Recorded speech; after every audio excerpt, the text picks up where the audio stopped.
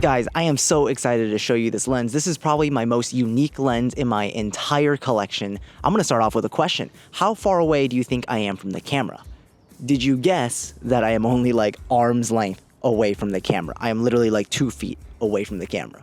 This is the Laowa 10mm f2.8 autofocus lens. There's a lot of world's firsts here to unpack. First of all, Laowa made a 10mm full frame lens at f2.8 and it has autofocus. Let me show you some of the creative things you can do with the 10mm lens.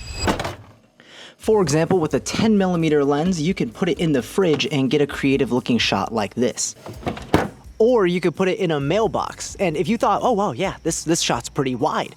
This is at the front of the mailbox. Let me move this to the back. That's how wide 10mm is. It is substantially wider than you would expect it to be. Or you could film the entirety of a car cabin. I mean, have you ever used a lens that can capture both the passenger side door, the driver's side door,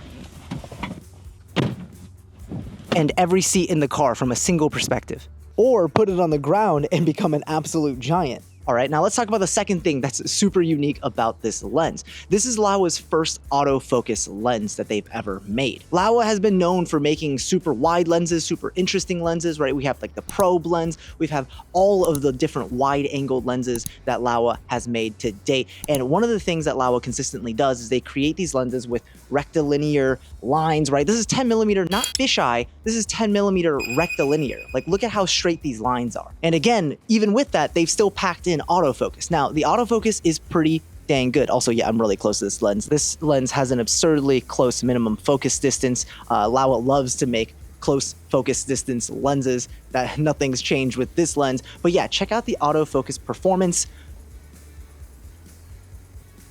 Supports that eye tracking. I'm trying to duck out of frame, and it is actually really hard to get out of frame when it's a 10mm lens. I literally have to completely hide from the camera. Now, this isn't going to be like autofocus performance from a G or GM series Sony native lens, but this is a good enough autofocus for video purposes, good enough autofocus for photo purposes. I just think it's incredible. So here's something I noticed about the motors of this lens. It does make some noise when the aperture changes and when the lens tries to autofocus. Take a listen.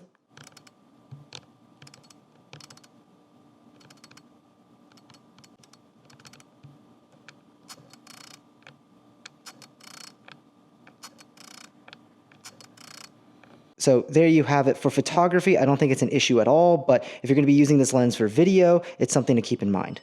I just still can't get over the fact that they put autofocus into the 10mm lens and they absolutely knocked it out of the park on their first ever attempt at an autofocus lens.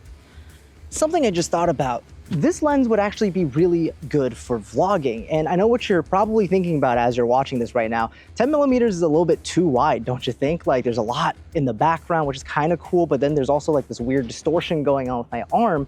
But then I was thinking, what else do you want when you're vlogging? Stabilized footage, right? You want stabilized motion because you're walking and you're bouncing and everything's looking all shaky. So we turn on dynamic active stabilization that we have in the ZV-E1, which does a lot of stabilizing, and it crops in by about 30%, and it kind of gives you a perfect field of view for vlogging. So now we've had our fun looking at the creative applications of what you can do with a 10mm f2.8 autofocus lens. Let's now take a closer look at the image quality. For such a unique lens, this lens surprisingly produces some relatively clean results. All of the photos I've gotten from this lens have looked incredibly unique thanks to that wider than ultra wide perspective, really giving your photos a one-of-a-kind look. But that's not to say it's free from optical artifacts, and we'll get to that. But first, if we dive into the test charts, you'll see that the centers perform really well with sharpness being held through the entire aperture range from f2.8 to f22. But you'll see that the corners are where the lens falls short and is relatively soft from f2.8 to f4, but starts to become much sharper starting at f5.6 and on. If we take a step back and zoom out, I notice a significant amount of vignetting at f2.8, but you'll see that once you get to f4 and on, that vignetting lets up quite a bit.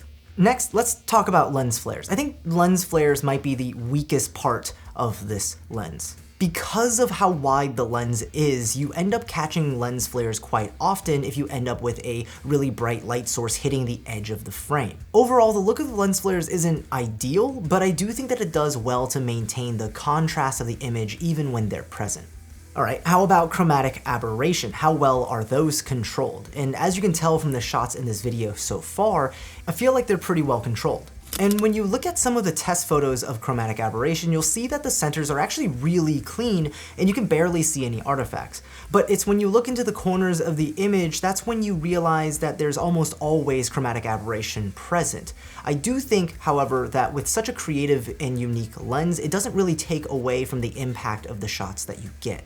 So obviously we've talked about the fact that a 10mm lens can give you some really interesting perspectives, and the fact that this lens has a lot of perspective control built in so that you don't get barrel distortion or pincushion distortion. But that doesn't change the fact that the 10mm lens still produces a super wide field of view. And along with that, you're going to get physical distortions no matter what, which is kind of really important if you want to get this lens, because you're going to want to shoot with this lens very intentionally. If you shoot with this lens, you know, off level, pointed downwards or pointed upwards, you're going to start getting some really weird distortions, right? And that's just because it's a really large field of view.